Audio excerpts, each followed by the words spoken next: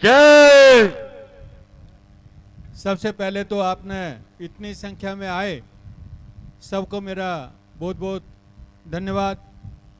हमारे जिला अध्यक्ष ओगढ़ जी और उनकी पूरी टीम को भी बहुत बहुत धन्यवाद। उन्होंने गांव-गांव जाके ये पूरा अभियान चलाया। हमारे कृष्णा जी, हमारे करुणा जी, हमारे निम्बाराम जी, सबको बहुत बहुत धन्यवाद कि गांव-गांव जाकर के उन्होंने पूरा प्रचार किया, इसलिए इतनी संख्या में लोग यहाँ पे आए। मैं ओम का भी धन्यवाद देना चाहूँगा कि जो युवा शक्ति को उन्होंने काफ़ी जोड़ा यहाँ पे, और आज युवा शक्ति ने भी अपना इधर उधर वो बैठे हुए हैं आंदोलन की उसमें, तो युवा शक्ति भी आज अपना प्रदर्शन करेगी। लेकिन जैसे कृष्णा राम जी ने बताया, हमें कोई भी असंवैधानिक काम नहीं करना है। दोस्तों, ये आंदोलन 30 जिलों में जाएगा। कितने जिलों में जाएगा? 30 जिलों में। हमने कोई भी यहाँ पे छोटी मोटी गलती कर दी तो ये कार्रवाई यहीं रुक जाएगा। ये अपने को ध्यान रखना है। 30 जिले हमें पूरे करना है, तो कोई भी हमें मिस्टेक नहीं करनी है। हमने पूरी अनुमति ली है पुलिस से, पूरा हमारा एकदम लीगल सिस्टम से चल रहे हैं, कोई भी गलती छोटी मोटी नहीं कर रहे हैं। मैं आपसे भी रिक्वेस्ट करूंगा कि किसी से भी अपने को उलझना नहीं है। साथियों, बाकी सब लोगों ने बोला, लेकिन मैं एक ही बात बोलना चाहता हूं कि एक आदमी के लिए सबसे इम्पोर्टेंट क्या है?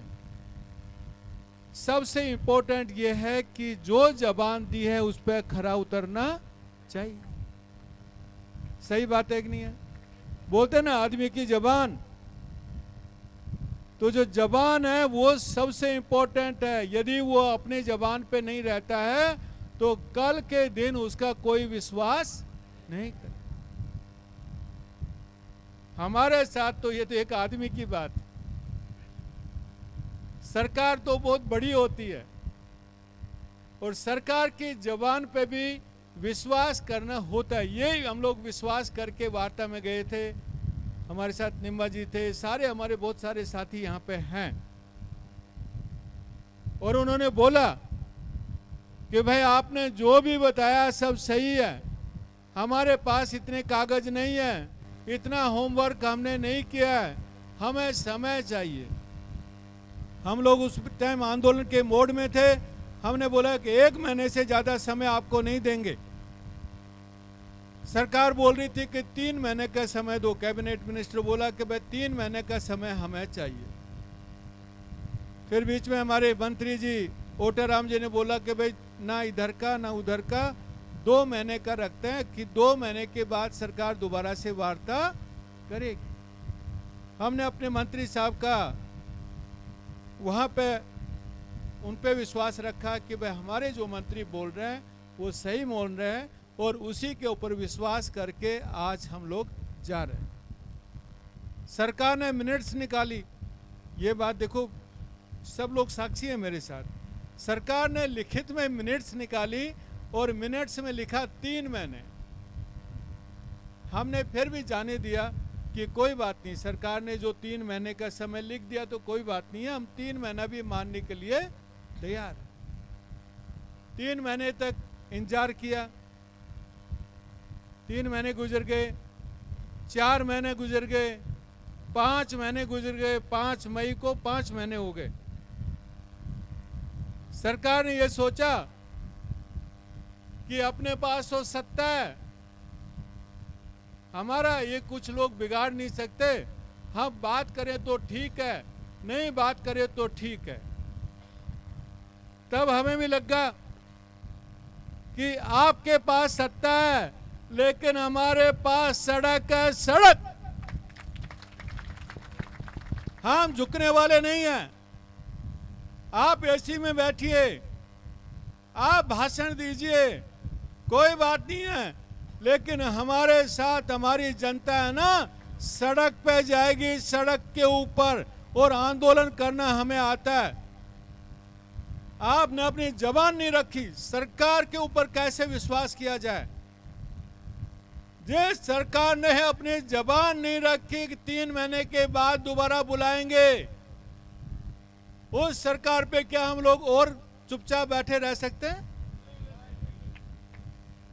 सरकार ने यही सोचा कि भाई अभी राइकर ये डीएनटी वाले दोबारा आएंगे नहीं, डराया उन्होंने, हमारे लोगों को गिरफ्तार किया, 18 दिन तक जेल में रखा कि इनको डराते हैं। ये डर के कोई भी आंदोलन में आएगा नहीं। तो एक तरफ डराने का काम, दूसरा तरफ बहकाने का काम।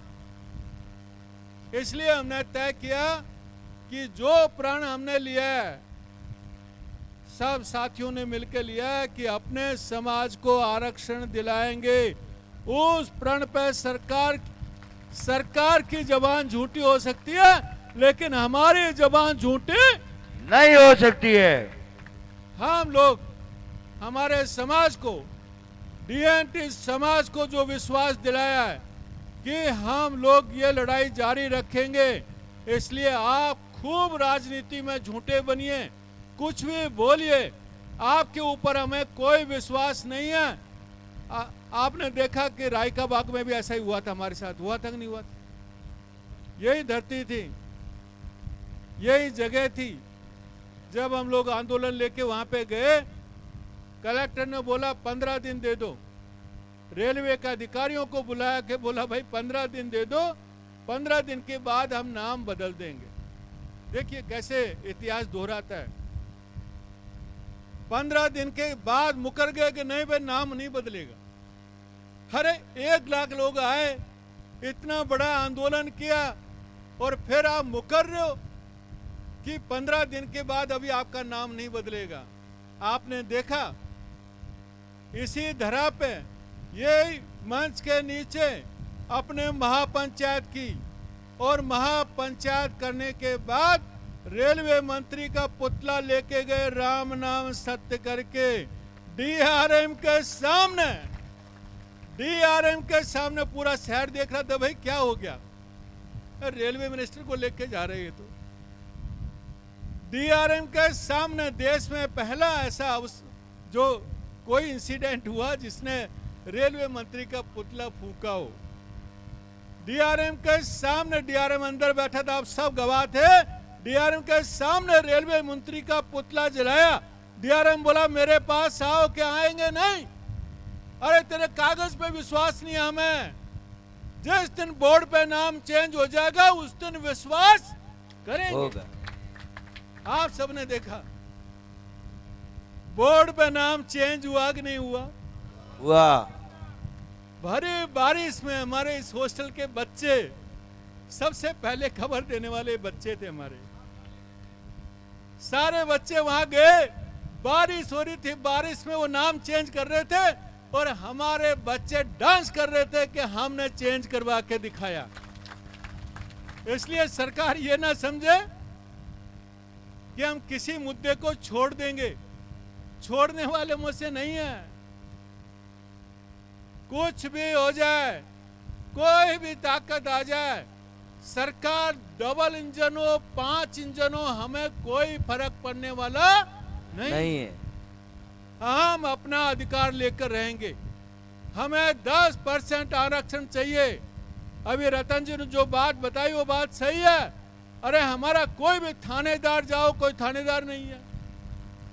एसडीएम जाओ, एसडीएम नहीं है। हॉस्पिटल जाओ, डॉक्टर नहीं है। कहीं पे भी जाओ, सब जगह में हाथ जोड़ना पड़ता है।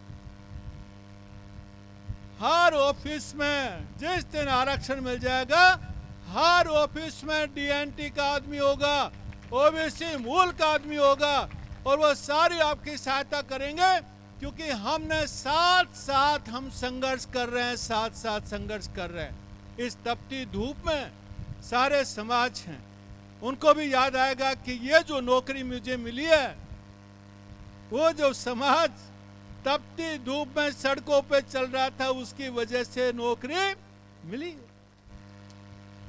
आप धैर्य रखिए, धैर्य रखिए। फिर मैं बोल रहा हूं दोबारा से, सरकार जुबान से पलट सकती है, लेकिन हम अपनी जुबान से पलटेंगे।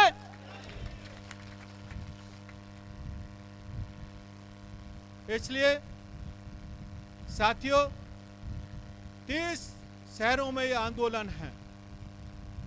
30 शहर के बाद भी सरकार नहीं आती। हमने सब कुछ सोच के रखे कि ये होगा, ये होगा, ये जोखिम होगी, ये होगा, सब कुछ एक एक चीज हमने कैलकुलेट करके रखा हुआ है कि अभी खाली आप जितनी हट दरिमता करोगे उतने ही हम मजबूत होंगे, कमजोर होने वाले नहीं। आज आपने देखा, कल भी आपने देखा, 5 समाज हमारे पास आए, हमारे साथ आए 5 समाज। कुमाऊं समाज आया, योगी समाज तो हमारे साथ है ही, पंचाल समाज वहां पे आया और अपने जांगीर समाज वहां पे आया। आज आपने देखा हमारे युवा यहाँ पे बैठा हुआ, दर्जी समाज, बालोतरा में भी दर्जी समाज का बच्चा वहां पे आया। इसलिए बहुत सारे घांची समाज से हमारी बात चल रही है, बहुत सारे समाजों से बात चल रही है। आप एक तोड़ोगे हम 100 जोड़ेंगे, 100 जोड़ेंगे 100। इसलिए जयपुर तक जाते जाते कारवां बढ़ेगा। मान लीजिए, मैं ऐसे मान के चलता हूं कि मान लीजिए तब भी सरकार अहंकारी होती है कि हमें कुछ नहीं देना है। कोई बात नहीं है, आप अहंकार रखो, आप अपना अहंकार रखो। हम अपनी ताकत से लेना जानते हैं। 1 तारीख को डिसाइड करेंगे कि हमारा भाग्य क्या होगा। बायकॉट करेंगे बीजेपी को, बायकॉट करेंगे कांग्रेस को।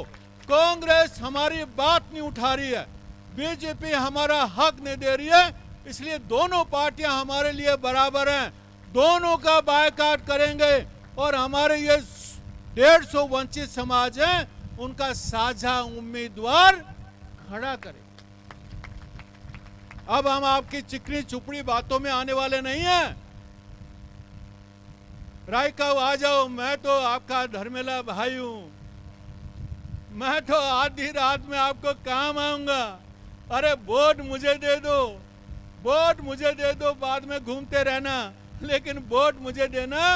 अब हम लोग ऐसा नहीं करेंगे और अपना वोट खुद डिसाइड करेंगे। मेरी बात सही है कि नहीं है? सब लोग इस बात पर सहमत हैं कि नहीं है? अपना भाग्य खुद डिसाइड करेंगे या हमारा भाग्य दूसरा डिसाइड करेगा? खुद डिसाइड करेंगे। इसलिए सारा कुछ सोच के रखा है। सब समाजों को जोड़ेंगे, आदिवासी समाज को जोड़ेंगे, हमारे वंचित एससी समाज यहाँ पे हैं, और समाजों को जोड़ेंगे, अपनी ताकत बनाएंगे, लेकिन अपना हक किसी भी हालत में छोड़ेंगे। बहुत बहुत धन्यवाद। आप इतनी संख्या में आए और हमें बिल्कुल जुलूस निकाल के वहां पे जाना है और सरकार को बताना है कि हमारा कारवां आगे से आगे जाएगा। कल फलोदी जाएगा, फलोदी में भी आप ज्यादा से ज्यादा लोग वहां पे पधारें। बहुत बहुत आभार, धन्यवाद। धन्यवाद। अभी मैं आपसे सभी से रिक्वेस्ट करूंगा।